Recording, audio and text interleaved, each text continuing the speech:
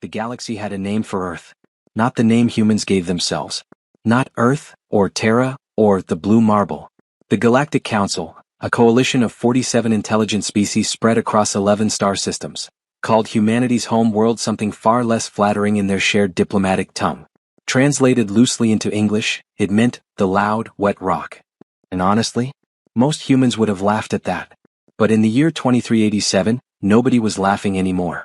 Commander Sarah Weston stood at the observation deck of the UEF Cairo, the United Earth Federation's most advanced warship, and also the most classified military asset in human history. The ship was so secret that even most of Earth's own government didn't know it existed. It had no official registration. It didn't appear on any star map. When it moved through space, it didn't leave a trace, not a heat signature, not a gravitational ripple, not a single photon of exhaust. Because the Cairo didn't run on anything the Galactic Council had ever seen before. Sarah pressed her palm against the cold observation glass and stared out at the dark. Space was beautiful from here. Endless. The kind of beautiful that made you feel small and enormous at the same time. 43 years old, silver threading through her dark hair, crow's feet carved deep at the corners of her brown eyes, she had spent 20 of those years preparing for this moment. HFY, she thought, a phrase she had picked up from her grandmother who had migrated from Lahore to Houston 2 generations ago. HFY. From now on it's mine to carry. She had said it at her grandmother's funeral. She had said it the day she was promoted to commander. And she said it now, quietly, to the dark between the stars, because she knew that what came next would change everything. Commander. The voice behind her was calm, measured, and belonged to Lieutenant Marcus Cole, her second in command, a 29-year-old prodigy from Atlanta who had graduated top of his class at the United Earth Military Academy and then immediately been recruited into a program so classified it didn't have a name on paper. He was tall, lean, with warm dark skin and eyes that always looked like they were solving a problem even when the rest of his face was completely still. We've received the Council's transmission. Sarah didn't turn around. And? They've issued us a formal warning. Third one this month. He paused. They're calling our presence in the Varan Corridor a violation of the Neutral Space Accords. We're not in the Varan Corridor. No, ma'am. We're 17,000 kilometers outside it. He paused again. But they don't know that. Because they can't see us. Now Sarah turned. A small, quiet smile crossed her face, the kind of smile that didn't mean happiness. It meant something older than happiness. Something like certainty. Good, she said. Let's keep it that way. For now. The Cairo had been born from catastrophe. 12 years earlier, in 2375, the Galactic Council had made what they considered a perfectly reasonable decision. Humanity had been a junior member of the Council for 20 years at that point. Admitted on a provisional basis after first contact was established by a Varan survey drone that stumbled across an old Earth radio broadcast somewhere near Jupiter's orbit. The Council had debated humanity's membership for 11 of those 20 years. Most species considered humans to be what the Draith, a reptilian civilization from the Kethra system, diplomatically called developmentally accelerated but emotionally primitive. In other words, smart enough to be dangerous but not mature enough to be trusted. So in 2375, the Galactic Council passed Resolution 7 Gamma, the Human Limitation Accord. Under its terms, humanity was prohibited from developing faster-than-light drives beyond Class 3 capability. Prohibited from fielding warships with primary weapons arrays above a certain energy threshold. Prohibited from exploring or colonizing any star system within 40 light-years of another Council member's territory without written approval, a process that took, on average, 63 years. The Council framed it as a developmental safeguard. A way to give humanity time to mature. On Earth they called it something else. They called it a cage. The official response from the United Earth Federation government was measured and diplomatic. Protests were filed. Appeals were submitted. Earth's ambassador to the Council, a brilliant woman named Dr. Priya Nair, spent 3 years making eloquent, passionate, legally precise arguments for why Resolution 7 Gamma was discriminatory, unfair, and a violation of humanity's sovereign rights. The Council listened politely. And then they voted to extend the accord for another 50 years. That was the day that Dr. Eleanor Voss, Earth's most brilliant physicist and a woman who had never once in her life used a swear word in public, walked into the classified briefing room beneath New Geneva and said, very quietly, to a room full of military generals and government officials, HFY, I'll build something they've never imagined. And Cairo, when it's ready they will understand what they have done. Eleanor Voss was 61 years old when she said those words. She was 73 when the Caro first powered up its dark matter drive in a shielded testing facility buried 3 kilometers beneath the Atacama Desert in Chile. She didn't live to see it fly. She died of heart failure 14 months before the ship's first deep space trial, quietly in a hospital bed in Santiago, with her daughter holding her hand and a classified tablet on her chest containing the final equations for the ship's primary weapons system. The equations were the last thing she finished. She completed them 4 hours before she lost consciousness for the last time. Her daughter, Dr. Mia Voss, herself a physicist, herself brilliant, herself absolutely furious at the Galactic Council, carried the tablet out of the hospital room, walked to the nearest secure communications terminal, encrypted the files at the highest classification level Earth possessed, and transmitted them to the Caro project. Then she walked back to her mother's room and sat with her until the end. Sarah Weston had never met Eleanor Voss in person. But she had read everything the woman had ever written. Every paper, every classified report, every handwritten note that had been carefully preserved and digitized by the project team. She felt like she knew her. And standing on the observation deck of the ship that Eleanor had built with her mind and her fury and her absolute refusal to accept the cage the Council had put around her species, Sarah felt the weight of that inheritance like a physical thing pressing against her sternum. The Caro was not just a warship. It was an answer. Now the question was, when exactly to deliver it? Across the galaxy, in a chamber that humans had never been allowed to enter, a different kind of conversation was taking place. The Grand Assembly Hall of the Galactic Council was located on Varan Prime, the home world of the oldest and most powerful species in the known galaxy, the Varanians. They were tall, pale, vaguely luminescent creatures who communicated partly through spoken language and partly through subtle bioluminescent patterns that rippled across their translucent skin. They had been spacefaring for 11,000 years. They had seen civilizations rise and collapse. They considered themselves, without any particular arrogance, to simply be the most experienced administrators of galactic civilization that had ever existed. They were also, as it happened, profoundly wrong about humanity. High Counselor Thessan Vor stood at the center of the assembly hall, a vast circular chamber carved from living crystal that hummed with the soft resonance of 47 species worth of atmospheric processors, and addressed the assembled council with the particular calm that 11,000 years of unquestioned authority tends to produce. The human fleet has been quiet, he said. Their last Class 3 drive test was logged 14 months ago. Their weapons development appears to have stalled. He paused, letting his skin ripple with a pattern that translated approximately as reassurance. I believe the Accord is working as intended. They are learning patience. At the far end of the chamber, a Draith counselor named Vekrith shifted in his climate-controlled seat. He was old, by Draith standards ancient, and he had developed, over a long career of watching other species, a particular instinct for when something felt wrong. Something felt wrong. High Counselor, Vekrith said carefully, I want to raise a concern. Our monitoring stations near Earth's solar system have reported intermittent gaps in their sensor logs. Brief. No more than a few seconds each time. But consistent. Equipment malfunction, another counselor said dismissively. A Lycian, plant-based, from a civilization that communicated primarily through chemical signals and had, as a result, developed a slight cultural arrogance about anything that communicated via sound waves, which they considered primitive. Possibly, Vekrith said. But the gaps always occur in the same region of space. And they always coincide with, he checked his data panel, gravitational microfluctuations that our systems cannot attribute to any known source. The chamber was quiet for a moment. High Counselor Thessan Vor let his skin ripple with patience. The humans do not have the technology to cause gravitational fluctuations, Counselor Vekrith. That would require a dark matter drive capable of. He stopped. The chamber went very still. Vekrith looked at him steadily. Yes, he said quietly. That is exactly what it would require. The dark matter drive was not supposed to be possible. That was the thing the Galactic Council kept coming back to, in the days after Vekrith raised his concern. Not unlikely. Not difficult. Not theoretically challenging. According to the best scientific understanding of 11 Council species, civilizations that had collectively accumulated over 40,000 years of spacefaring technological development, a dark matter drive was simply, fundamentally, not possible for a civilization at humanity's developmental stage. The energy requirements alone should have been prohibitive. Dark matter, the invisible, non-interacting substance that made up roughly 27% of the universe's total mass energy, didn't behave like normal matter. It didn't emit light. It didn't absorb light. It passed through ordinary matter like a ghost through a wall. You couldn't grab it, contain it, or focus it with any conventional technology. The best the Council's most advanced members had managed was passive detection. Sensors capable of mapping dark matter density in a given region of space. That was it. That was the ceiling. Even the Varanians, with 11,000 years of technological development, had never managed to use dark matter as an energy source. They had theories. They had mathematical frameworks. But the gap between theory and working technology was, by their best estimates, at least 2,000 years wide. Humanity had crossed that gap in 12 years.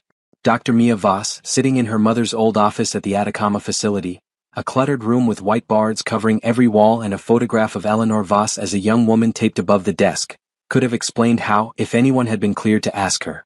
The answer was both simple and mind-bending, and it came down to a single insight that her mother had arrived at through a combination of mathematical intuition, 6 months of 18-hour workdays, and what Eleanor herself had described in her notes as the particular stubbornness of someone who has been told no too many times. The Council's scientists had always tried to approach dark matter from the outside. They treated it as something foreign, something that existed separately from normal matter and needed to be bridged. Eleanor Voss had realized at 3 in the morning on a Tuesday in 2376 that this was the wrong frame entirely. Dark matter didn't need to be bridged. It needed to be harmonized. It was already everywhere. It already permeated every atom of every ship, every body, every planet. It wasn't separate from normal matter. It was woven through it at a level so fundamental that conventional physics had missed it the way you might miss the water you're swimming in. Eleanor had developed a resonance field, a precisely calibrated electromagnetic array that could, essentially, make a ship vibrate at a frequency that dark matter responded to. Not containing it, not focusing it, just asking it to move in a particular direction. And dark matter, it turned out, was very obliging when you asked correctly. The drive didn't generate thrust in any conventional sense. It didn't push the ship through space. It made the ship and a bubble of local space-time slide relative to the rest of the universe, using dark matter as the medium. The result was a form of faster-than-light travel that left no electromagnetic signature, no heat trail, no gravitational wake, because the ship wasn't technically moving through space. Space was moving around it. The Council's sensors had never been designed to detect it. They were looking for the wrong things entirely. Mia had spent 3 years refining her mother's equations and applying them to the Keros drive system. She was 38 now. She had her mother's dark eyes and her father's stubborn jaw and a habit of speaking very quickly when she was excited, which was often. She had also, in the past year, developed a habit of sleeping in the office, partly because the work consumed her, and partly because the office smelled like her mother's coffee and her mother's books, and sometimes that was the only thing that made the distance feel smaller. She was in the office when Commander Sarah Weston appeared on her secure comm screen at 0300 hours. "We've received a Council monitoring ping," Sarah said without preamble. "Fourth one this week. They're looking harder." Mia was already awake. She was always already awake at 0300. She pushed her hair back from her face and looked at the screen. Did they detect anything? No. But they're narrowing their search pattern. Vekrith is the one pushing it. Do you know his file? Old Draith counselor. Former military intelligence. He's the sharpest mind on their council, honestly. Mia paused. Which means if anyone is going to figure out what we've built, it's him. How long do we have? Mia considered. If I had to guess? 6 months before their sensor arrays are repositioned to cover the specific gravitational signatures we're producing. Maybe 8 if we're careful about where we conduct trials. She looked at the whiteboard nearest to her, covered in equations that even most Earth scientists couldn't read. We need to be ready before that window closes, Sarah. I know. The weapons arrays are coming along. 2 of the 6 are fully calibrated. The other 4 need another. No. Mia's voice was quiet but firm. They need to be perfect. Not operational. Perfect. Because we're not going to get a second chance at this. When we show them what we've built, the moment they know it exists, the entire dynamic changes. Permanently. She looked at the photograph of her mother. My mother built this ship to make a point. The point only works if we're ready to back it up. Sarah was quiet for a moment. Then, 8 months then. We'll be ready in 8 months. I'll hold you to that. Lieutenant Marcus Cole didn't sleep well in space. He never had. It wasn't fear, it was something more fundamental, some persistent low-level awareness of the fact that he was enclosed in a metal shell in a vacuum where a fracture the width of a human hair in any external surface could kill him in seconds. He had learned to live with it the way you learn to live with any persistent background discomfort, by developing other routines, other anchors, other ways of reminding himself that the present moment was survivable. His anchor was coffee. Specifically, the terrible coffee produced by the Keros fabricator units, a watery, over-extracted approximation of a medium roast that somehow tasted Every single time, like ambition and disappointment in equal measure. He drank it every morning at 0500 in the ship's forward observation lounge, which was small and almost always empty at that hour, with the lights dimmed and the observation panels at full transparency. He was on his third cup when Chief Engineer Rosa Diaz found him. Rosa was 46, compact, dark-haired, with engineer's hands, scarred and calloused and permanently bearing traces of lubricant in the creases that didn't fully wash out no matter how hard she scrubbed. She was from El Paso originally, had spent 15 years building conventional spacecraft before being recruited into the Cairo project, and she had an absolutely legendary ability to fix things that weren't supposed to be fixable. She also had no patience for small talk at 0500. "We have a problem," she said, dropping into the seat across from him and wrapping both hands around her own coffee mug. "Good morning to you too, Rosa. Dark matter containment field in drive array 3 is showing micro-oscillations. Nothing critical yet. But the pattern is consistent with harmonic fatigue in the resonance emitters." Marcus set down his cup. "Meaning?" "Meaning if we push array 3 past 70% capacity, the containment field could destabilize." She paused. "Which would be bad." "How bad?" "Somewhere between very and extinction level, depending on variables I'm still calculating." She said this in exactly the same tone she might have used to report that the fabricator was low on coffee. Marcus appreciated that about her. "I need 3 weeks to replace the emitters. Minimum." "We don't have 3 weeks." "I'm aware of that, Marcus. I'm telling you what I need, not what we have." She drank her coffee. "We can operate at 60% on array 3 in the meantime, which reduces our total dark matter drive output by 11%. She raised an eyebrow. "You know the specs." "I know the specs." He looked out at the stars. 60% is enough for now. We're not in combat. Not yet." He looked back at her. She met his eyes steadily over the rim of her mug. "Fix it as fast as you can," he said. "I'll tell the commander." 2,400 light-years away on Varan Prime, High Counselor Thessanvor was doing something he had not done in over a century. He was worried. The worry had arrived quietly, the way important worries always do. Not with a bang, but with the slow accumulation of small things that didn't quite fit. Vekratha's report about the gravitational anomalies. The unusual quiet from Earth's military development programs. The way humanity's ambassador to the Council, a calm and unreadable man named James Okafor, had seemed almost relaxed in recent sessions. Not resigned, the way junior council members usually seemed when they'd accepted their limitations, but patient. Like someone who knows something is coming and is simply waiting for it to arrive. Thessanvor had been in galactic politics for 400 years. He had learned to read species the way others read weather patterns, by attending to the small signs that preceded major changes. And everything he was reading about humanity right now was pointing in a direction that made him deeply uneasy. He summoned his intelligence chief, a lean, silver-eyed Varanian named Sorith, late in the evening cycle. "Tell me what we don't know about humanity," he said. Sorith, to her credit, didn't try to answer with what they did know. She had been in intelligence long enough to understand the question. She sat across from the High Counselor and was quiet for a moment before she said, "We don't know what they've been building underground." Thessanvor was very still. "Explain." "Our satellite monitoring of Earth's surface is comprehensive, but monitoring surface, not subsurface. 3 years ago, we detected significant thermal signatures consistent with large-scale industrial operations in multiple underground locations. Atacama Desert, North American Midwest, Central Siberia. The signatures were brief. Then they stopped. They stopped because the operations concluded? Or because they found a way to shield the thermal output?" Soritha's silver eyes were steady and slightly cold, the way Varanian eyes always looked when they were thinking hardest. "We don't know which. And you didn't flag this at the time?" "We flagged it.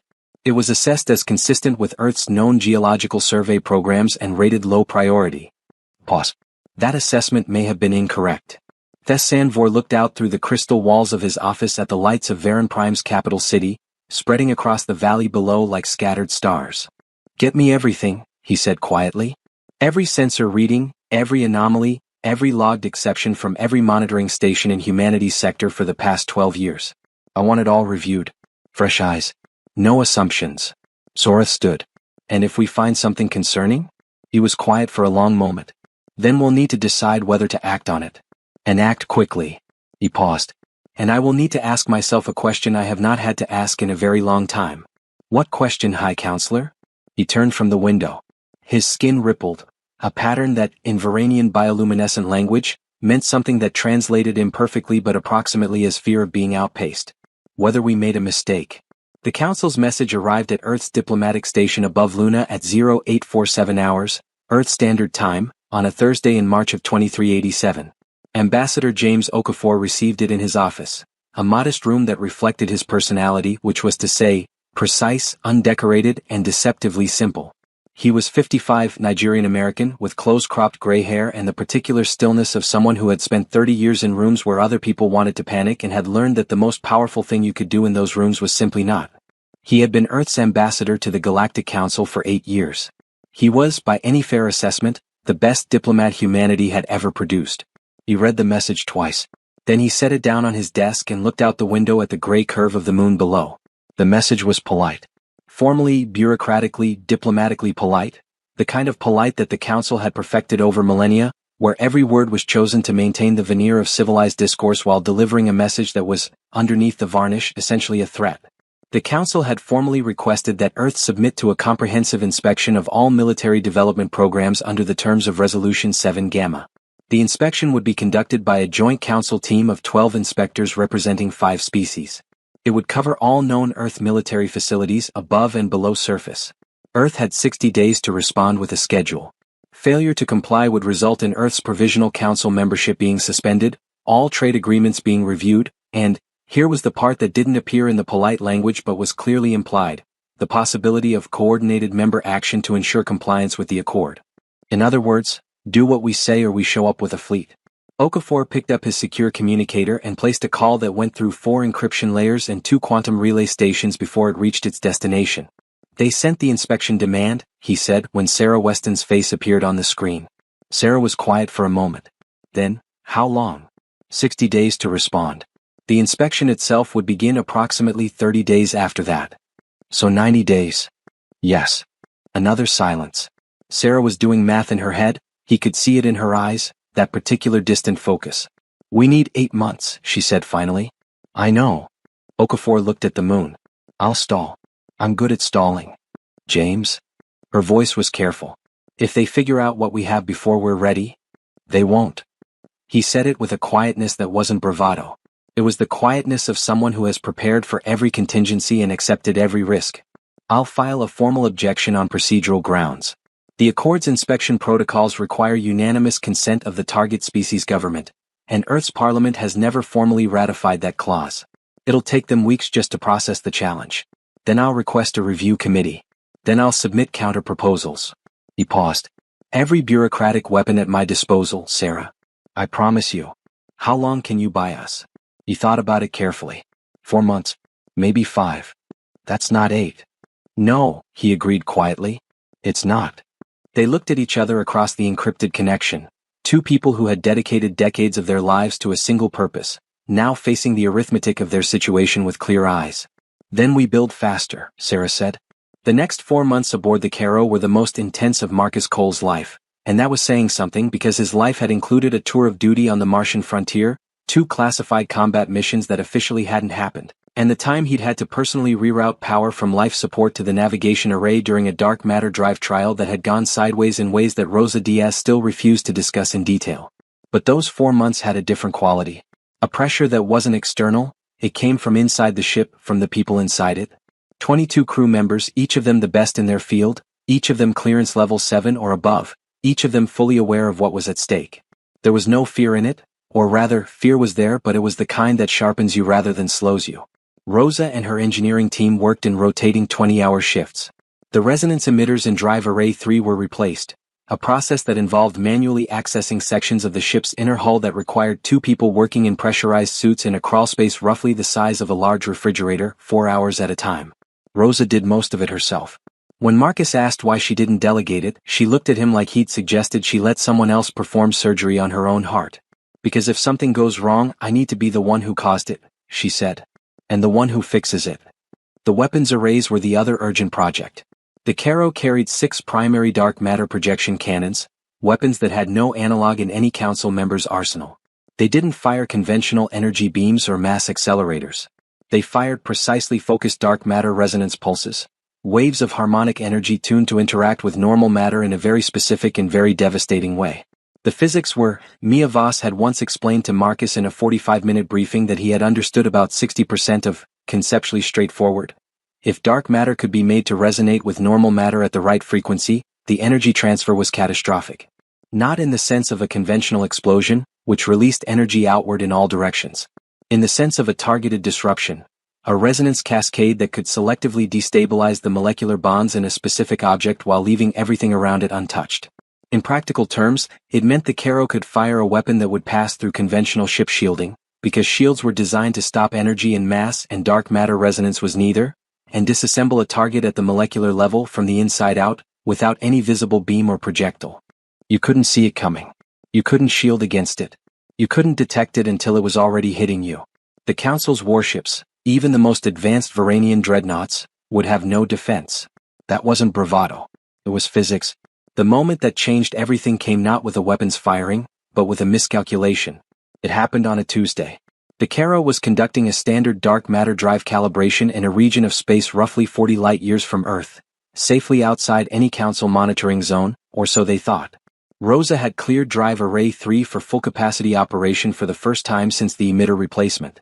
The test was supposed to be brief, a 2-second full-power burst, just enough to confirm the array was stable. Something was wrong with their calculation of the local dark matter density. The drive fired perfectly, but the resonance pulse interacted with an unexpectedly dense knot of dark matter in the immediate area, producing a gravitational wave that was, by normal cosmic standards, extremely small. By the standards of extremely sensitive galactic sensors, it was enormous. Marcus was on the bridge when Rosa's voice came through the comm, Array 3 nominal. Drive test complete. Gravitational signature was, a pause. Larger than expected. Sarah turned from the main viewport. How much larger? Another pause. The kind that precedes bad news. Scale of 7. We were expecting it too. Marcus felt something drop in his stomach. That's detectable. From a standard monitoring array, probably not, Rosa said carefully. But from a repositioned high-sensitivity survey array aimed at this sector. Sarah was already moving to the communications terminal. Okafor. Now. Okafor received the alert 6 hours later, in the middle of his third stalling session with the Council's inspection committee. He was in the middle of a particularly elegant argument about procedural technicalities in the ratification records when his priority communicator vibrated against his wrist with the code that meant emergency. He excused himself, stepped into an antechamber and read the message. Then he stepped back into the committee room, composed his expression into its usual stillness and said, "Gentlemen, I've just been informed of a logistical matter requiring my attention. I wonder if we might reschedule the remainder of today's session for Ambassador Okafor." The voice belonged to the Council's chief inspector, a Varanian named Paleth, silver-eyed and impassive. "Before you go, I wonder if you can explain something to us." Okafor waited. "Approximately 6 hours ago, our survey array in Sector 9 recorded a gravitational signature approximately 40 light-years from your solar system." Paleth's skin rippled with a pattern that Okafor, after 8 years, had learned to read. It meant controlled alarm. The signature is consistent with a Class 9 dark matter resonance event. Pause. Does Earth have any knowledge of what might have caused it? The room was very quiet. Okafor looked at Paleth for a long moment. 30 years of diplomatic training. 30 years of reading rooms and managing moments.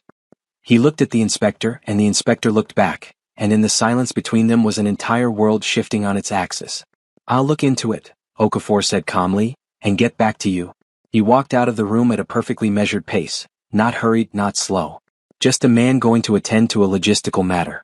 He was in a private communications pod with the quantum encryption running before the door of the antechamber had fully closed behind him.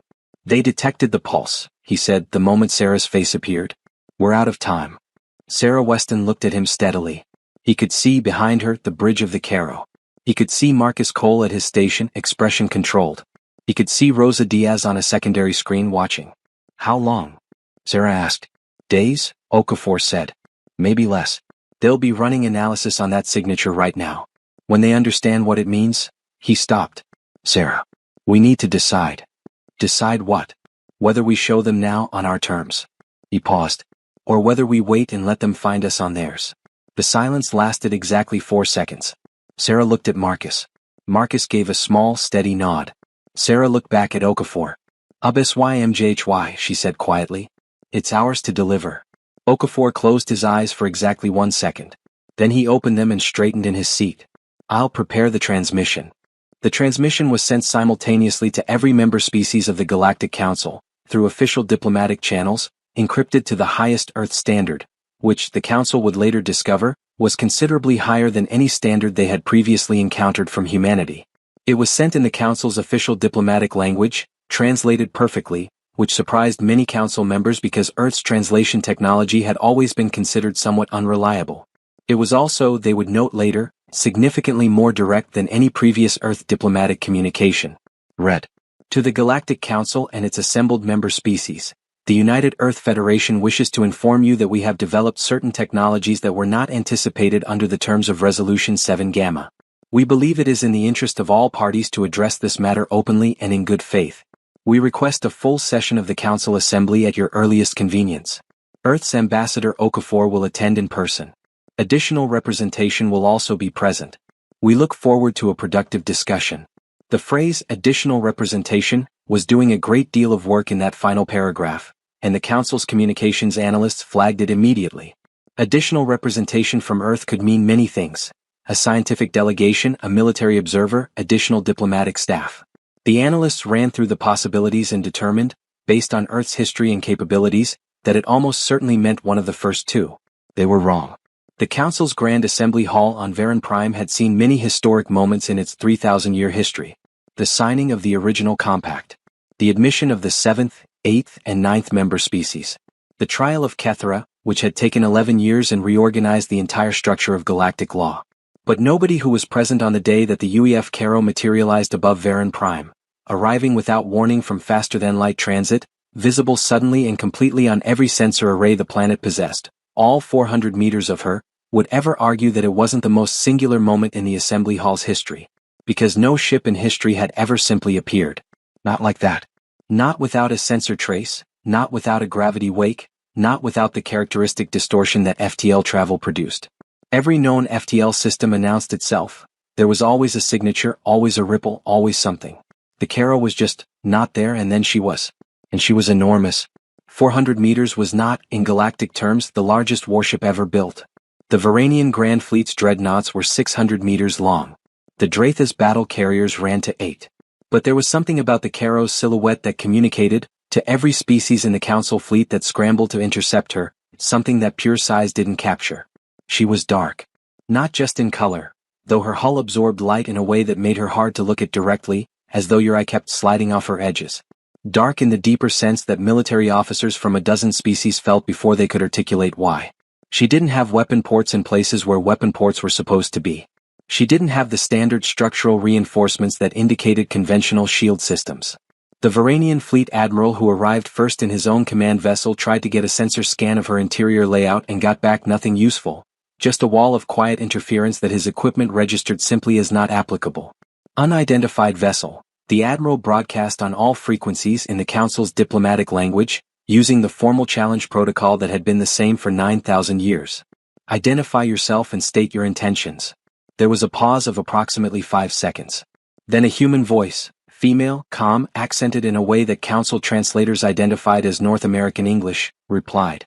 This is Commander Sarah Weston of the United Earth Federation Warship Caro. Our intentions are peaceful. We're here to attend a Council Assembly session at the invitation of Ambassador Okafor. A brief pause. We'd appreciate an escort to a stable orbit if that's convenient. The Admiral stared at his communications screen. Then at his sensor screen. Then at the image of the Caro on his visual display, 400 meters of dark, sensor-resistant metal that had appeared from nowhere and was now sitting in Varen Prime's orbital space as though it belonged there. He made a decision that he would later describe to colleagues as the result of training, protocol, and the very reasonable assessment that if the ship had wanted to be hostile, he probably wouldn't have had time to notice. Escort acknowledged, he said. Please follow the designated approach vector. Thank you, Sarah said. We'll follow your lead. High Counselor Thessanvor watched the Caro approach on the Assembly Hall's main display, and felt something he had not felt in a very long time. Genuine, unambiguous awe. Not because of the ship's size. Not even because of the fact of its impossible arrival. Because of what the ship represented, what it said about the species that had built it, in secret, in 12 years, while under active observation and formal restriction. What it said about the gap between what the Council had understood about humanity and what humanity actually was. Vekrith was standing beside him. The old Drath counselor had been right, of course, had flagged the anomalies, had raised the concern, had asked the right question months before anyone else. He was looking at the display with an expression that Thessanvor, who had known him for 2 centuries, could only describe as vindicated. They built it in 12 years, Thessanvor said quietly. They built this specific ship in 12 years, Vekrith corrected. We don't know what else they've built.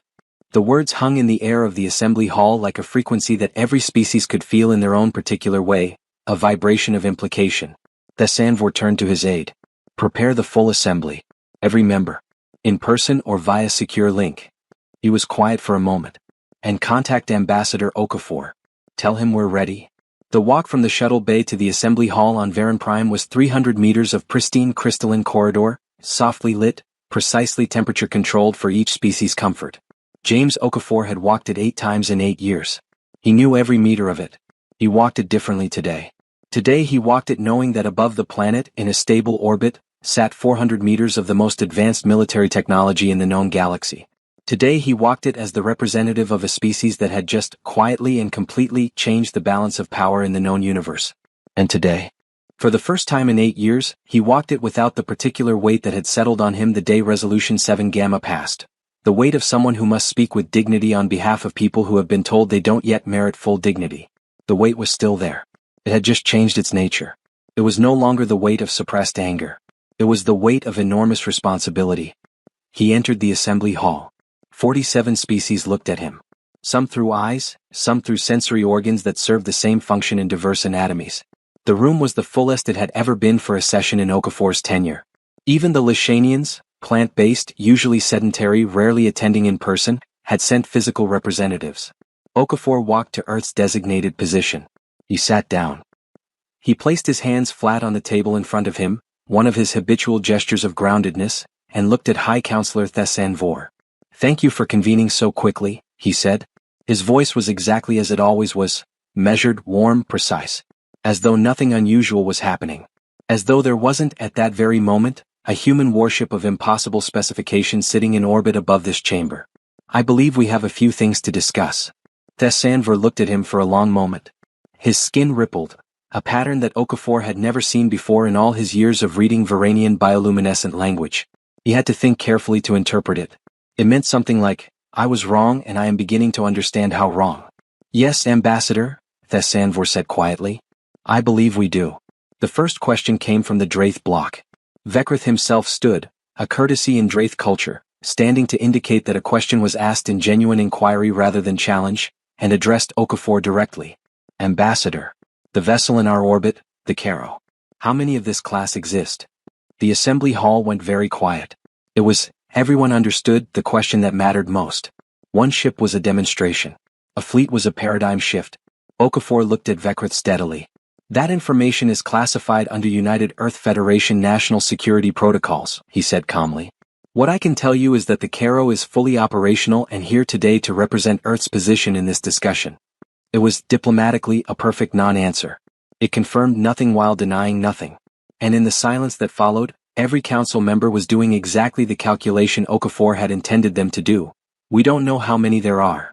Vekrith nodded slowly and sat down. The second question came from the Lycian block, asked through their chemical communication interpreter, which translated the signals into audio. How was this vessel developed? The technology you are displaying is inconsistent with your species' assessed developmental level. Okafor allowed himself, for the first time in this session, a very slight smile. I appreciate the question, he said. The honest answer is that our assessed developmental level was based on information we were providing you, filtered through assumptions your scientists made about what humanity was capable of. Those assumptions were understandable but incorrect. He paused. Humanity is, and I say this without aggression, purely as a statement of fact, considerably more capable than you assumed. He let that sit. Then, we would like to discuss Resolution 7 Gamma.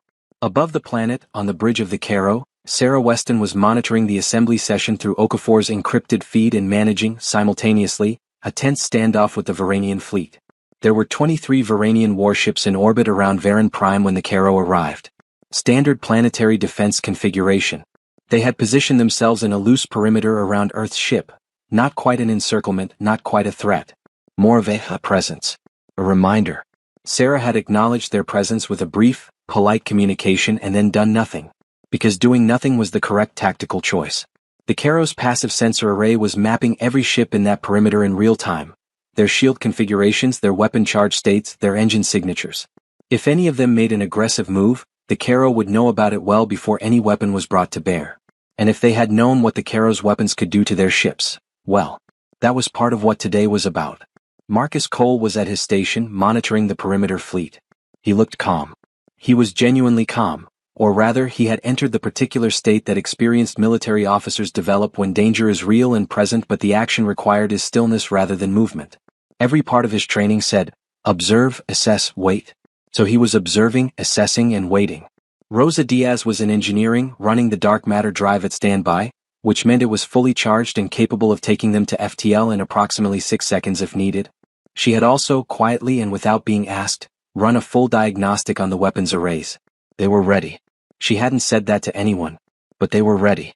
The crew member Sarah was watching most carefully was Ensign David Kim, 24 years old, youngest person on the ship, sensor specialist, and the first person aboard the Karo who had come close to losing his composure when the Varanian fleet surrounded them. He had been very still for 40 minutes. Too still. The kind of still that isn't calm but is trying to look like calm. Sarah walked over to his station. She didn't say anything for a moment, just stood beside him and looked at his screens which showed the perimeter fleet in precise tactical detail. You know what I notice? She said quietly. David looked up at her. Ma'am? Every one of those ships has their weapons in passive mode. They haven't powered up a single active weapon system. He looked at his screen. She watched him actually see it. The tiniest shift in his shoulders. Tension releasing. They're scared, he said. Not triumphantly. More like someone landing on an explanation for the first time. They're uncertain, Sarah corrected gently. Which is actually more manageable than scared. Scared does unpredictable things. Uncertain does math. She paused. And when they do the math they'll see the same thing we see, that this situation is best resolved by talking. Which is exactly what Okafor is doing right now. David nodded. A real nod. Then he turned back to his screens. Sarah walked back to the command chair. She sat down. She looked at the planet below, blue-white in the local sun, not so different from Earth from this distance, and thought about Eleanor Voss who had never gotten to see this moment. SYMJHY, she thought. I've got it from here. The assembly session lasted 9 hours. Okafor was extraordinary. Sarah, monitoring through the encrypted feed, watched him navigate questions, objections, outrage, fear, and political posturing with a precision that was almost musical, finding the exact tone, the exact word, the exact pause that each situation required. He was not triumphant. He was not aggressive. He was not, in any way, rubbing the Council's face in the magnitude of what Earth had accomplished. He was clear. He was patient. He was immovable. The core of his argument was simple. Resolution 7 Gamma had been imposed on humanity without humanity's consent, based on assumptions about human capability that were demonstrably incorrect, and it constituted a violation of the principle of sovereign equality that the Council's own founding charter claimed to uphold. The Karo was not a threat. She was evidence. Evidence that humanity had not needed the Council's permission to develop, and had never needed it. Earth was not asking the Council to revoke Resolution 7 Gamma. Earth was informing the Council that, from Earth's perspective, it was already void. High Counselor Thessanvor listened to all of this with the careful attention of someone who was, in real time, revising a worldview that had been stable for 400 years. He asked few questions. The ones he asked were precise and went to the heart of things. What did Earth want? What was Earth prepared to offer? What were Earth's intentions regarding the other Council member species? Okafor answered each one with the same quiet clarity. Earth wanted full, unconditional membership in the Council, with all the rights and responsibilities that other members held. Earth was prepared to offer exactly what the Council offered all members: good faith participation, honest diplomacy, and the shared work of maintaining galactic civilization. And Earth's intentions toward other species were exactly what they had always been: peaceful, cooperative, and sovereign. We are not here to dominate anyone, Okafor said, near the end of the 9th hour. We are here to be recognized as what we are, which is a species that is ready. He let the word sit in the room. Ready. Not powerful. Not dangerous. Ready. It was a word that spoke of preparation and responsibility rather than capacity for harm. Thessanvor looked at him for a long time. His skin was still, the Varanian equivalent of someone who has processed something difficult and arrived on the other side of it. The Council will need time to deliberate, he said finally. Of course, Okafor said. We're not going anywhere. The deliberations took 3 days. During those 3 days the Karo remained in orbit above Varan Prime. The Varanian fleet remained in its perimeter position. Nobody fired anything. Nobody made any aggressive moves. The situation was, by any external measure, stable, a delicate equilibrium of mutual uncertainty and mutual calculation that held because everyone involved was smart enough to understand what breaking it would cost. On the second day of deliberations, Veckrith requested a private communication channel to Ambassador Okafor. Okafor received the request in his quarters at the Varanian diplomatic residence, a suite that had been calibrated for human atmosphere requirements with the particular precision of hosts who are trying very hard to be accommodating after a long period of not having tried at all. He accepted the channel. Veckrith appeared on his screen. The old Draith counselor looked tired, which was, for a Draith, a visible thing. A slight dulling of the iridescent scales around the eyes, a marginally slower quality to the blinking. He was silent for a moment before he spoke. "Ambassador," he said. "I want to speak to you plainly." "I'd welcome that," Okafor said. "I flagged the anomalies 9 months ago. I told the council something was wrong with our picture of human development." He paused. "I was overruled." Reassured. "Told I was seeing patterns that weren't there." Another pause. "I wasn't." Okafor waited. "I am telling you this not to request credit. I am telling you because I want you to understand something." Veckrith's eyes, amber, slit-pupilled, ancient, were direct and steady. "There are members of this council who are going to deliberate for 3 days and arrive at the conclusion that the correct response to what you have shown us is not accommodation but preemption." Okafor was very still. "Meaning?" "Meaning there are council members who will argue that a humanity with this technology, outside the Accord, is too dangerous to allow to exist as it currently is. And that the time to act is before you return to your home system." Veckrith held his gaze. "I'm not one of those members. But they exist and they will make their arguments and you should know it." Okafor looked at him for a long moment. "Why are you telling me this?" Veckrith was quiet for a few seconds. "Because I have been in galactic politics for 200 years. And in that time I have seen the Council make this mistake before, with the Kethran Confederation before the trial, with the early Lycian expansion. The mistake of responding to something we don't understand with force, because force is simpler than understanding." His scale shifted. "We made that mistake with the Kethrans and it cost us 400 years of conflict. I would prefer not to make it again." He paused. "Especially not with a species that has just demonstrated they can build a dark matter warship in secret, in 12 years, under active surveillance." Okafor allowed himself one moment of feeling the weight of what Veckrith was telling him. Then he set it aside and was simply still and present. "What do you need from us?" he asked. "Nothing dramatic. I need you to be in the chamber when the vote happens. I need your presence to remind the deliberators that accommodation is an option." Pause. "And I need to know, off the record, between two people who are trying to prevent something catastrophic, how many ships like the Caro actually exist?" Okafor looked at him for a long time. "Enough," he said finally. "To make the math very clear." Veckrith held his gaze. Then he nodded once slowly. "Good," he said quietly. "That is good." On the Caro, Sarah received Okafor's summary of the Veckrith conversation with the particular focused stillness of someone absorbing information that changes the shape of a situation. She called Marcus to her ready room, a small space off the main bridge, functional rather than comfortable, with a single porthole that currently showed the blue-white curve of Varan Prime and, at the edge of the frame, the prow of a Varanian patrol cruiser. "There's a faction on the council considering preemption," she said after she'd summarized. Marcus absorbed this. "Define preemption." "In this context. Destroying the Caro while we're sitting here before we can return to Earth. Removing our ability to demonstrate our technology to anyone else." Marcus looked at the porthole. "At the Varanian cruiser. 23 ships in the perimeter." "Yes. We could handle 23 ships." "Almost certainly." She paused. "But that's not the point. The point is we don't want to handle 23 ships. The point is we came here to talk and we'd like to leave here having talked, and the only way to ensure that is to make the math clear," Marcus said. "Yes." He was quiet for a moment. "How?" Sarah looked at the porthole for a long time. "At the Varanian cruiser. At the planet below. At the stars beyond. We show them one thing," she said. "Just one. Something that makes the math undeniable.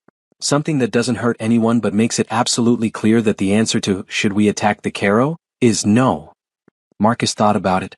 "The passive penetration demonstration." Sarah nodded slowly. The passive penetration demonstration was something Rosa had developed. A capability of the Caro's sensor and drive system that they had not included in any briefing materials, had not mentioned in any diplomatic communication. The ability to, while remaining in a fixed position in space, extend the dark matter resonance field to a radius of approximately 2,000 kilometers and gather a complete interior scan of every object within that radius. Shields, hull, internal systems, all of it. Like X-ray vision but more precise. In a combat context, it could be used to target weapons with pinpoint accuracy at any ship within range. But you could also use it non-lethally. You could use it to reach gently into a specific ship system, the navigational array, say, or the communications relay, and produce a tiny, targeted disruption that would temporarily disable that system without causing any harm to the ship or its crew. It was, in its peaceful form, essentially a knock on the door. A way of saying, I can reach you. I chose not to harm you. Please take note. Do we have authorization? Marcus asked. I'm the commander, Sarah said. I'm authorizing it. He looked at her steadily. Which ship? She looked at the Varanian cruiser in the porthole. Not one of the perimeter ships. That looks too aggressive. We need something further away, she thought. The Council's own secure communications relay station. The one in high orbit on the far side of the planet. Marcus followed her reasoning. Taking it down, even briefly, would tell them we know it's there. And that we can reach it. And that we're choosing not to destroy it. Yes. She paused. The message isn't, we can hurt you. The message is, we already could have and we didn't. Which is the truest possible statement of our intentions. 22 minutes later, in the middle of the Council's second-day deliberations, every communication relay in the Varanian Council's orbital network went briefly, quietly, completely offline for exactly 30 seconds. Every display in the assembly hall went dark. Every sensor feed cut out. Then everything came back. Perfectly. As though nothing had happened. In the chamber, the silence was absolute. Then Vekrith said in a voice that was very quiet, They are telling us something. Thessanvor looked at the now restored displays, at the feed showing the Caro in orbit, exactly where it had been, having not moved, having fired no weapon. His skin rippled with a pattern that translated precisely as, I understand. Yes, he said. They are. He looked around the chamber at 47 species worth of representatives. At the faction that had been arguing for preemption, 5 council members who were now very still, doing the exact math that Sarah had intended them to do. I believe, Thessanvor said carefully, that this matter requires a different kind of deliberation. Perhaps a recognition that the terms of our discussion have changed. He paused. And perhaps a recognition that the species before us, Caro, has demonstrated not merely capability but also restraint. Which is, I would argue, the more important quality. The chamber was quiet. Let us talk, he said, about what a genuine partnership looks like. The vote on Earth's full council membership took place on the morning of the 3rd day. It was not unanimous. 7 council members voted against, citing security concerns, technological disparity, and what the Lycian bloc called the inadvisability of rewarding unilateral action. These were not, by the assessment of anyone paying close attention, arguments being made in good faith. They were the arguments of species who were afraid of what Earth's admission meant for their own position in the hierarchy. But 39 voted in favor, including in what the Council's historians would later describe as a turning point in galactic politics, High Councillor Thessanvor himself. The motion passed. When Okafor received confirmation of the vote in his quarters, he sat quietly for a moment with the result on his screen. Then he did something he hadn't done in 8 years of this work. He let his composure go, just for a moment, just alone in the room, and pressed his hands over his face and breathed. 8 years. 12 years since Eleanor Voss said those words in the briefing room. 20 years since first contact. The accumulated weight of all of it, pressing down and then suddenly, not lifting exactly but redistributed. Carried differently. By more people. By a different reality. He composed himself. He encrypted a transmission to Sarah aboard the Caro. 3 words. It's done. Come. The Caro entering Varanian standard orbit. Not the holding position she'd maintained for 3 days, but actual designated orbital infrastructure, the kind assigned to council member vessels, was a small thing technically. A change in coordinates. A different designation in the traffic control system. But every crew member on the bridge when it happened felt it. Marcus noticed Rosa appearing in the doorway of the bridge from the engineering section, something she almost never did, and standing there with her arms crossed, watching the displays shift. David Kim was very still at his sensor station. Dr. Una Park, the Caro's chief medical officer, happened to be on the bridge delivering a health report when the confirmation came through, and she stopped speaking mid-sentence. Sarah looked at them all. At this crew that had been her responsibility, her people, her family in the particular way that people become family when they share an impossible thing. This is what we came for, she said. Her voice was steady. And we're just getting started. She didn't elaborate. She didn't need to. But not everyone in the galaxy was celebrating. In the outer reaches of the Draith home system, on a military installation that didn't appear in the Council's official infrastructure records. A different conversation was happening. Commander Vekith 7, not Vekrith the Counselor but a younger, harder military Draith who shared only the prefix of his name, was looking at the same Council vote results that Okafor and Sarah were looking at. But he was drawing very different conclusions. Vekith 7 was the operational head of what the Draith military, in their internal classifications, called the Consolidation Directorate. Its existence was not known to the broader Council. Its mission was not friendly. For the past 40 years, it had been operating on the fundamental premise that the Galactic Council's approach to managing emerging threats, patient diplomacy, graduated sanctions, formal processes, was dangerously naive. And humanity had just, in Vekith 7's assessment, proven that premise catastrophically correct. They had built a dark matter warship in 12 years in secret under active surveillance, and the Council's response had been to hand them a membership card and welcome them to the table. Vekith 7 looked at his strategic analyst, a sharp-minded young officer named Kress, and said, "Pull everything we have on the Caro. Drive specifications, weapons signatures, performance data from their Varen Prime arrival. Everything." Kress had the data on his screen in 90 seconds. He scanned it. Then he looked up and his expression was careful. "Commander," he said, "if these specifications are accurate, they're accurate. Then a single Caro-class vessel outperforms our entire 7th Fleet in a direct engagement scenario. Pause. Significantly. I know. Our weapons cannot penetrate their drive field. Our shields cannot block their resonance cannons. We cannot detect them on approach." Kress paused again. "Commander, there's no favorable combat scenario here." "I know," Vekith 7 said again. His voice was flat and hard and certain in the way that voices get when someone has already made a decision that they're now justifying.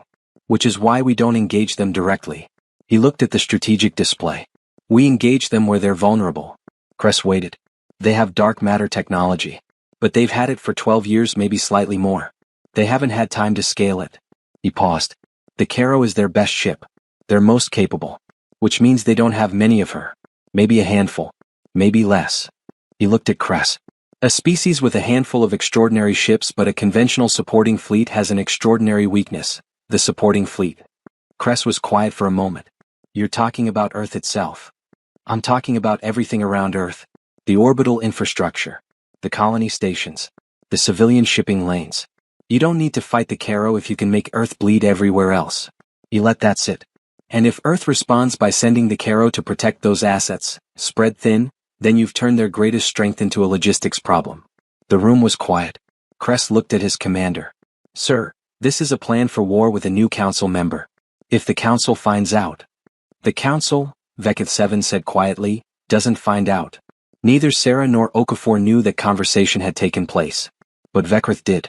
The old counselor had spent 200 years in intelligence and politics, and he had learned to maintain certain connections that were officially informal and unofficially essential. One of those connections, a source deep within the Draith military establishment, whose identity he had protected for 30 years, sent him a brief, encrypted signal on the night of the Council vote. The signal contained no text. Just a code that, between Vekrith and his source, meant, "Something is moving that you need to know about." Vekrith sat with that signal for a long time.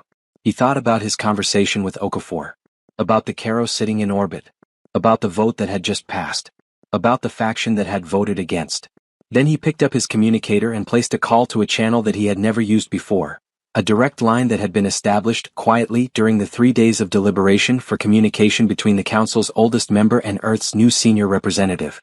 Sarah Weston picked up on the second signal. "Commander," Vekrith said, "I need to tell you something. And I need you to listen carefully." "I'm listening," Sarah said. "Absymjhy," Vekrith said, using the human phrase that he had apparently, somehow, learned. His pronunciation was careful and not quite right, but the effort of it was striking. "From this moment forward, the danger to Earth is not the Council. The danger is what operates in the Council's shadow." Sarah was very still. "Tell me everything." The intelligence Vekrith provided was incomplete. Fragments of a picture, gathered over years from a single source operating under enormous personal risk. But Sarah and Marcus were trained to work with fragments, and what they assembled from Vekrith's information was enough to make the shape of the threat clear. The Consolidation Directorate was real. It had been active for 40 years. It had assets, ships, personnel, resources, outside official Draith military channels, which meant outside Council visibility. And its new operational focus in the wake of the Caro's demonstration and Earth's Council admission was humanity. Not a frontal military assault. That conversation with Kress had been explicit. They knew they couldn't win a direct engagement with the Caro. The strategy was attrition, harassment, disruption, casualties, the slow bleeding of a species that had extraordinary weapons but, compared to the Directorate's 40 years of galactic operational experience, relatively few of them. Sarah laid it all out for the crew in a secure briefing at 0800 hours the morning after Vekratha's call, all 22 of them in the main briefing room, with the display showing the fragmentary intelligence picture that she and Marcus had assembled through the night. "Here's what we know," she said, standing at the head of the table. Her voice was the same as always, steady, direct, no drama that the situation didn't call for. "There is a covert Draith military organization operating outside Council knowledge. They have been preparing an asymmetric campaign against Earth. Targets are likely Earth's supporting infrastructure, colonies, shipping lanes, orbital stations. Timing is unknown but assessed as near-term." The room was quiet. "Here's what we don't know: the size of their assets in human space, the specific targets, their operational timeline." She paused. "And here's what we're going to do about it: we're going home. Right now. And we're going to map everything." Marcus spoke up. "What about informing the Council?" "We're informing Vekrath. He's the one who told us. He'll handle the Council's side of things." She looked around the room. "Our job is to protect Earth. Which means being in Earth space with our eyes open before anything moves." Rosa raised a hand, not really a question-asking gesture, more a here comes information gesture that she developed over years of briefings. "Drive Array 3 is fully operational. We can make the transit in 4 hours." "Good." Sarah looked around the room one more time. "I want everyone at their best for this. Rest where you can. Eat something. Because when we get there we will be working." She paused. "And if anyone in this room has doubts about what we're about to do, about whether it's right, about whether we're ready, I want to hear it now." Silence. Not the anxious silence of people who have doubts and are suppressing them. The different silence of people who have already asked themselves the question and arrived at their answer. "Okay," Sarah said. "Let's go home." The dark matter drive engaged at 1100 hours, Varan Prime local time. To the Varanian fleet sensors, the Caro simply ceased to exist.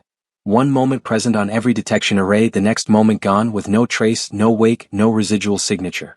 High Counselor Thessanvor was watching the orbital display when it happened. He saw the Caro vanish from every screen simultaneously. He sat with that for a moment. Then he turned to his aide and said, "Update the Council.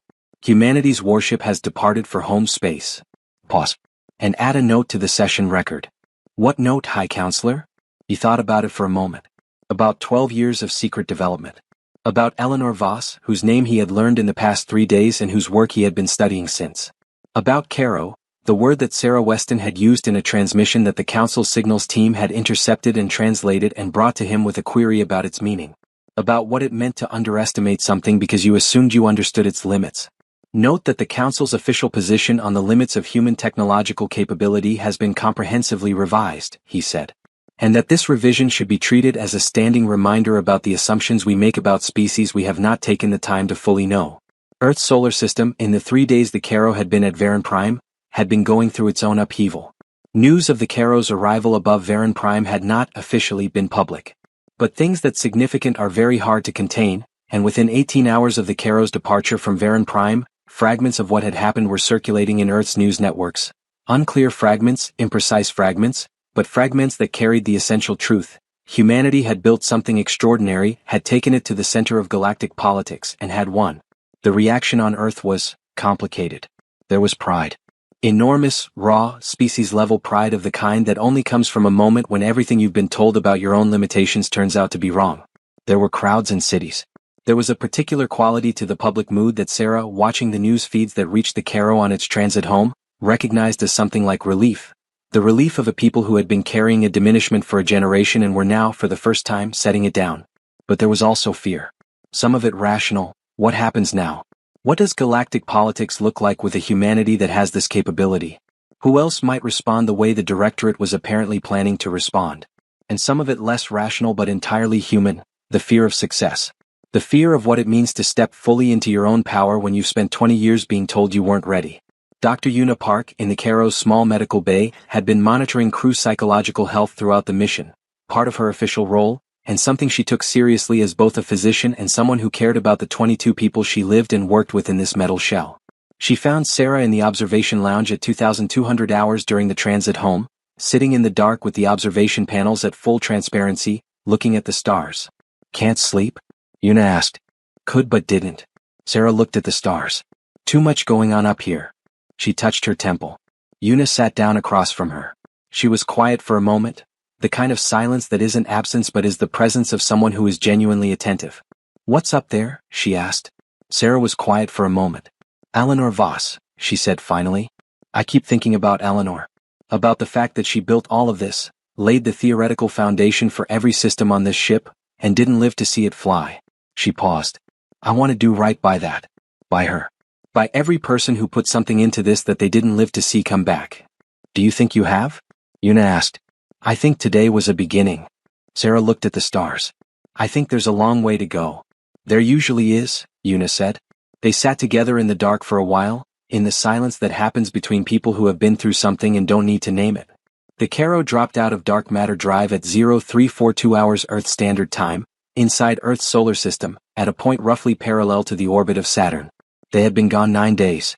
Sarah stood at the observation deck as the familiar system resolved on the displays, the distant yellow dot of the sun, the gas giants, and they're small and blue and impossible to look at without feeling something Earth. Welcome home, Marcus said from his station. Home, Sarah agreed quietly. The first order of business was the mapping Marcus had mentioned in the briefing. The Caro's passive sensor suite, enhanced by the dark matter resonance field that could penetrate hulls and shields, began a systematic sweep of every significant piece of Earth's orbital and near-space infrastructure. Colonies on the Moon, Mars, 2 of Jupiter's moons, and the asteroid belt. 15 major orbital stations. The civilian shipping lanes that connected them. The UEF's conventional military fleet, 47 vessels of varying class, none of them anywhere near the Caro's capability, all of them reassuringly present and accounted for. And something else. David Kim found it first because his eyes were fresh and he was looking at the sensor data with a particular alertness of someone who had been told there was a threat and was taking that seriously. It was subtle, a gravitational microsignature in the outer asteroid belt, consistent with a cloaked vessel using a technology that was far more primitive than the Caro's drive but was clearly attempting to conceal something. Commander, he said carefully, I have something in the asteroid belt. Grid reference Delta 7. Sarah was at his station in 3 seconds. She looked at the data. Then she looked at it again. Rosa. Rosa's voice came through the comm, already on it. Pulling the signature now. Pause. It's not human tech. The field harmonics are, I've never seen this profile before. But it's deliberate. Someone is trying to hide out there. One vessel. Sarah asked. Can't tell yet. The cloaking interference is making it hard to resolve. Give me 5 minutes. 5 minutes. Sarah used them to think. The Directorate didn't waste time. They must have had assets already in or near Earth's system before the Caro even left for Varan Prime, prepositioned, waiting for direction. Which meant this wasn't a response to the Caro's demonstration at all. This had been planned before they even knew what was coming. That changed the threat assessment. It made it more serious. Prepositioned assets meant an organization that had been planning for multiple contingencies simultaneously, meaning this wasn't improvisation. It was a long-developed operational capability. Rosa, she said. When you have a count, I want everything. And I want weapons at standby, but passive. Nothing active. Understood. 3 vessels, Rosa said 90 seconds later. I think. 2 large, 1 medium. Configuration is consistent with Draith military design but older generation. Modified maybe, the cloaking is non-standard. Pause. They're not moving. They might not know we're here. They don't know we're here, Sarah said. That's the whole point of how this ship works. She thought. What's their sensor capability? Can they detect standard UEF traffic? Yes. Their arrays are pointed sunward. They're watching Earth and the inner system. Watching. Not yet acting. This was a reconnaissance phase, gathering information, confirming targets. Which meant they hadn't started the campaign yet. Good, Sarah said. Then we have time to do this right.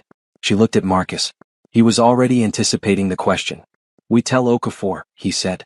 And we tell Vekrith. Yes. She paused. And then we make a decision about these 3 ships.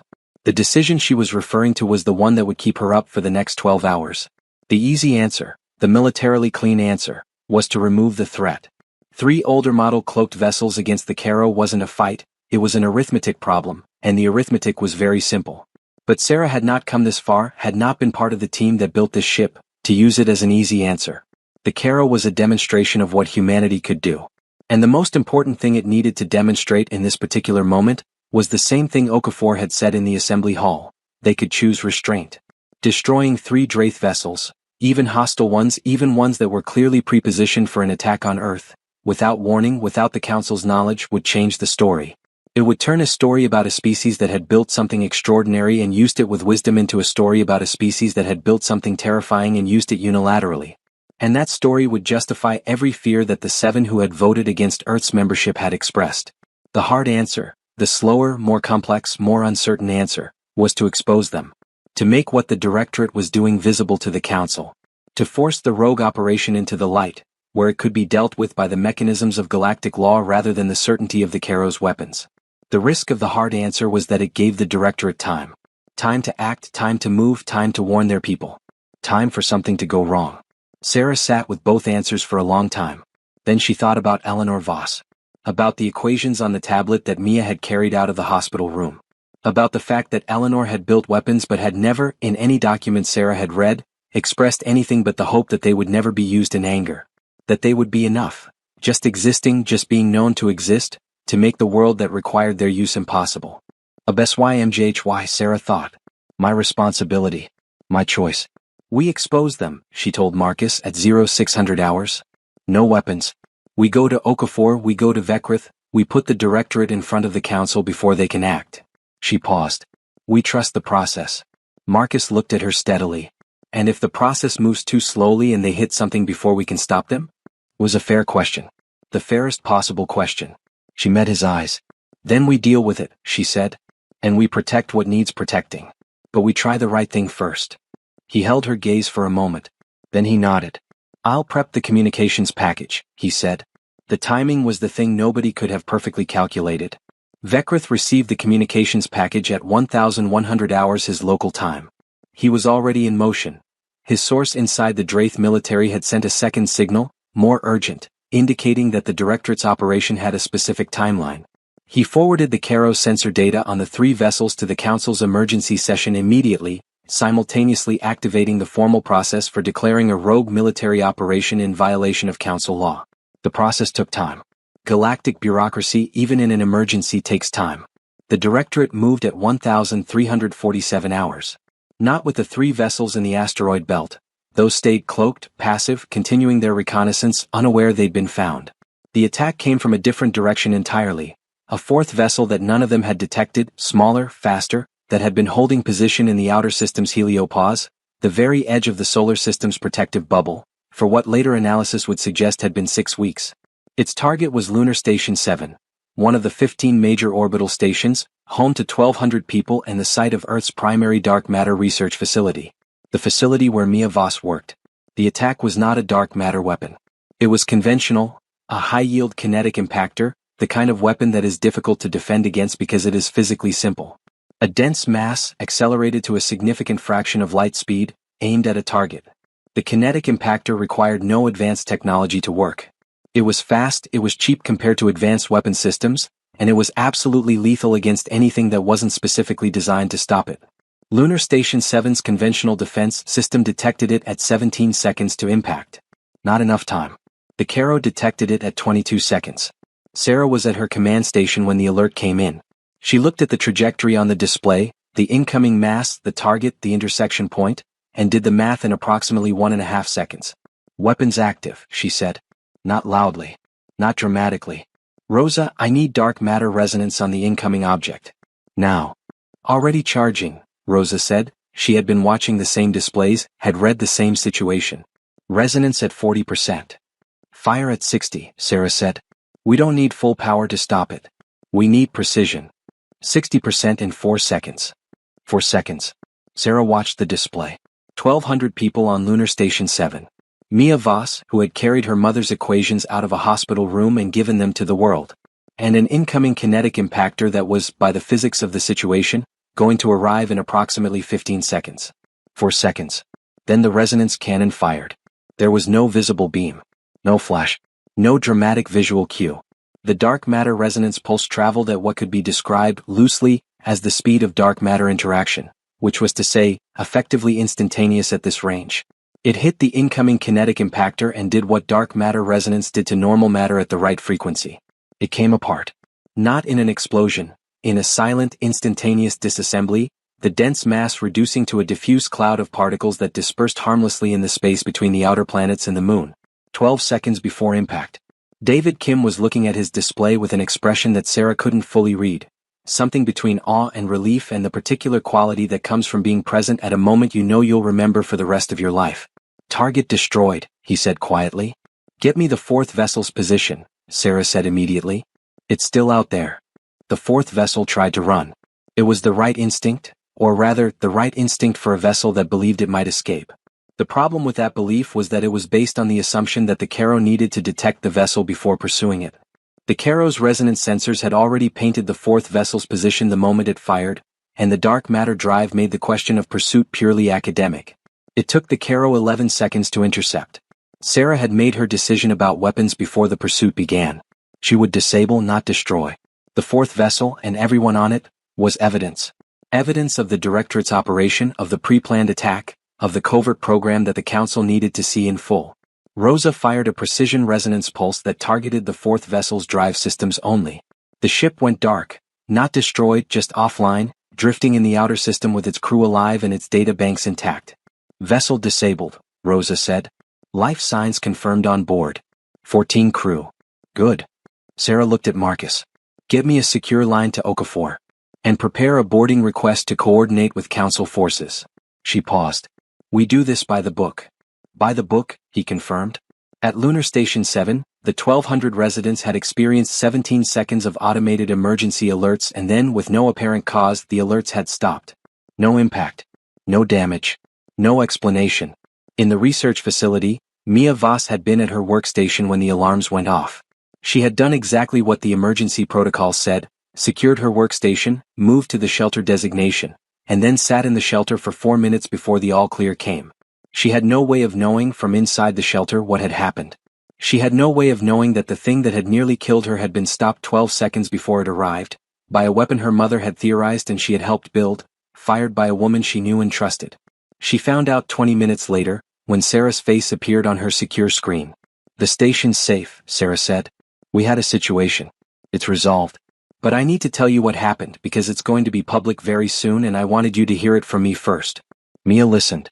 Her face as she listened went through several things, and then settled into something very still and very clear. The weapon worked, she said when Sarah finished. It wasn't a question. It worked, Sarah confirmed. Precisely. No collateral effect.